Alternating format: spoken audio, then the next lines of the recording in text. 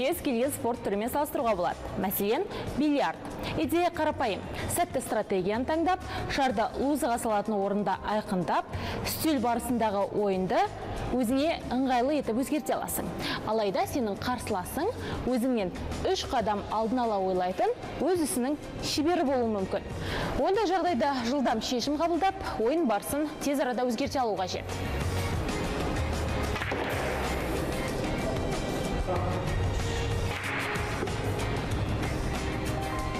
Бизнесте де спорттағыдай, алаңға кәсіби мамандармен шыққан дұрыс. Өз күшіңді сынап, бәсекелестікке төтеп бересің. Армысыздар, эфирде коммерциялық құпия бағдарламасы.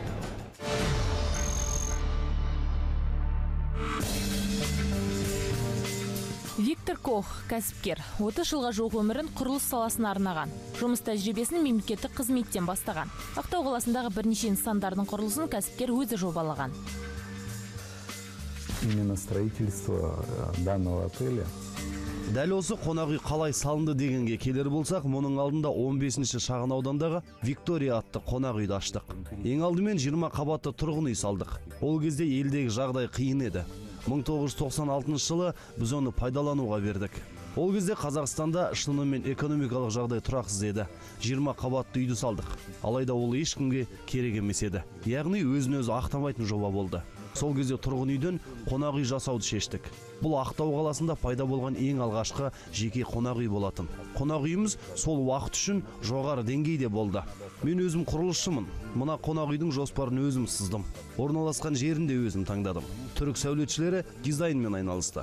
Кеңес уақытында бір компанияның құрылыс нысанының басшысы болдым. Құрылыс саласы маған жақын. Мен оның жүйесін жақсы түсінемін. Ақтауда бірнеше тұрғын үй мен бірді-екілі орталықтар салдым. Қолымда құрылысқа қажетті барлық техника бар. Сондықтан болар, осы құрылыс саласында жүрмін. Поэтому я работаю в строительстве, в транспорте. Жаһандық экономикада қонақ үй бизнесінің рөлі артып келеді. Бүгінде қонақ үй бірнеше бизнестің қосындысы. Бір жағынан жоғары технологиялы тұрғын үй нысаны болса, екіншіден қызмет көрсету кәсіпорны. Мамандардың айтуынша 5 жұлдызды қонақ үйдің құрылысына 3-4 жұлдызға қарағанда ауқымды салым қажет. Орташа алғанда қолыңызда $100 миллион қаржыңыз болуы керек. Алайда алғашқы жылдың өзінде 5 жұлдызды қонақ үй иесіне 2-4 миллион долларға дейін қаржы келеді екен. У нас в городе нехватка гостиниц. Өндірісті есептемегенде ең қиын бизнес ол қонақ үй саласы. Ол өзін-өзі ұзақ ақтайды. Егер сен 5 жұлдызды қонақ үй салсаң, шығындарыңды 7 жылда ақтайсың. Бұл минимум. Ал несие алсаң, тіпті 10 жылдан кейін ғана шығындар ақталады. Мемлекеттік бағдарламаға кірмеген 7 жылда өзін-өзі ақтайтын қандай да бір бизнесті атай аласыз ба? Жоқ. Сауда бірнеше айда ақтайды. Сауда орталығы 2-3 жылда шығындарын өтейді. Егер Ақтауда туристік базаны дамытуды шынымен қолға алсаң, ол жерде маусымдық екенін ескеру керек. Сондықтан, ең бірінші кәсіпкерлерді салықтан босатып, барлық инфрақұрылымды жүргізу керек. Егер мүмкіндік болса, туризммен айналысатын бизнесмендерге төмен мөлшерде несие беру қажет. Бұл туристік кластердегі қолдаудағы шынайы механизмдер. Соның арқасында біраз жұмыс орындары құрылар еді. Бұдан басқа туризм секторына кадрлар ауадай қажет. Қызметкерлердің біліктілігін ұдайы жоғарылатып отыру маңызды. Себебі бұл салада күнде бір жаңалық пайда болып жатады. Бізде кәсіби мамандарды даярлайтын база жоқ. Оларға қатысты жасалған заңда жоқ. Бұрын қызметкерлердің еңбек кітапшасына қарап, оның қай жерде жұмыс істегенін, біліктілігін білуге болатын еді. Қазір барлығы түйіндемемен келеді. Ол жерге өзің ойдан шығарып, неше түрін жазуға болады. Егер 5 жұлдызды қонақ үй туралы айтар болсақ, былайша есептеуге болады. Сенің тұрғызып жатқан нысанның 1 шаршы метрі $2000 тұрады. Нақты сан бізде 20 миллионнан асып кетті. Біздің аудан 13 000 шаршы метр. Сондықтан біз ауқымды несие алдық. 2007 жылы қонақ үйді пайдалануға бердік. Қазір өзін-өзі ақтауға әлі 3 жыл бар. Осылайша 11 жыл уақыт керек. Біздің қалада қонақ үйлер жеткіліксіз. Сырттан келген адамдар пәтерлерді жалдайды. Егер қонақ үйлерде орын болса, ең ыңғайлысы қонақ үй емес пе? Жұмыс барысымен қандай да бір қалаға келген адам жоғары сервис, қолжетімді бағаны қалайды. Пәтер мен қонақ үйдің ұсынатын қызметтері жер мен көктей. Сондықтан да қонақ үйдің бағасы қарапайым пәтерге қарағанда жоғарылау. Сондықтан қалаға көбірек қонақ үй керек. Олардың сапасы жоғары болса, тіпті керемет. Қаланы сол қонақ үй арқылы тану керек деп ойлаймын. Надо вначале понять свой край.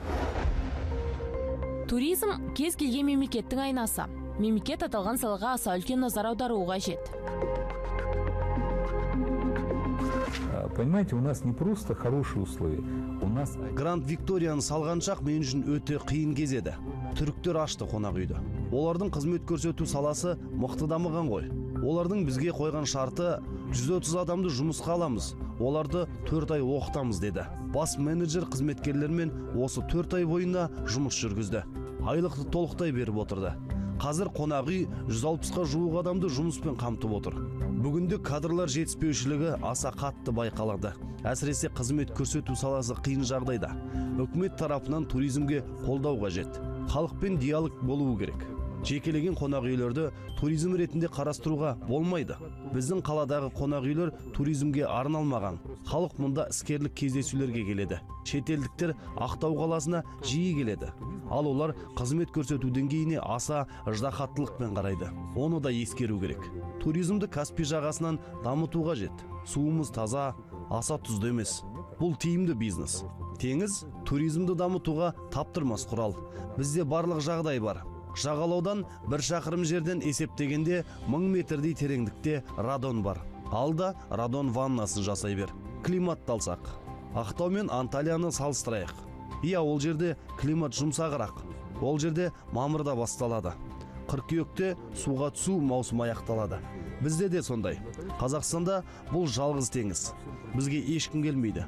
Бұл сұрақпен айналысатын адамдар маған ренжімесін. Бірақ расымен келіп кетіп жатқан туристер қарасы өте аз. Мәселен, Көкшетаудың демалыс базасына жол пұл 100 мыңға шығады. Ал бізде бір адам 65 мыңға керемет демала алады. Шетелдегі баға 2 есе көп қой. 300 мыңға жетеді.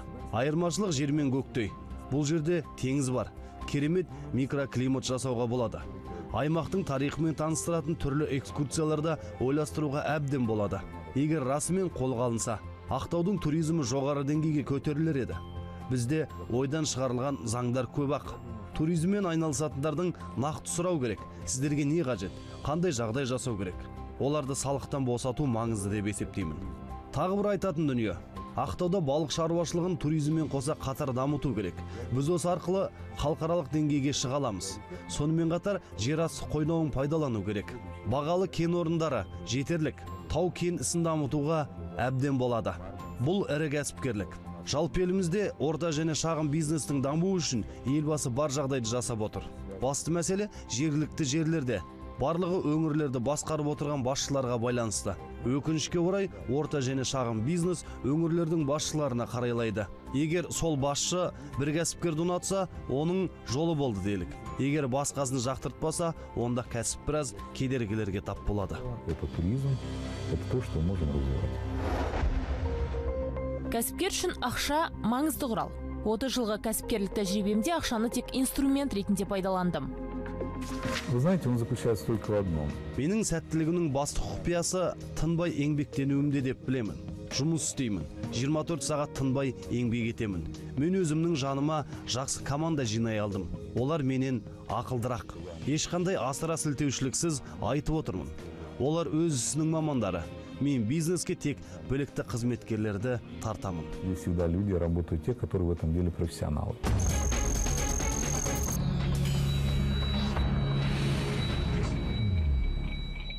Біз әр апта сайын сіздерге сәтті жүзеге асқан бизнес жоспарлар туралы айтамыз. Егер сізде де ұтымды идея болса, онда бізге келіңіз. Бірге жүзеге асырып көрелік.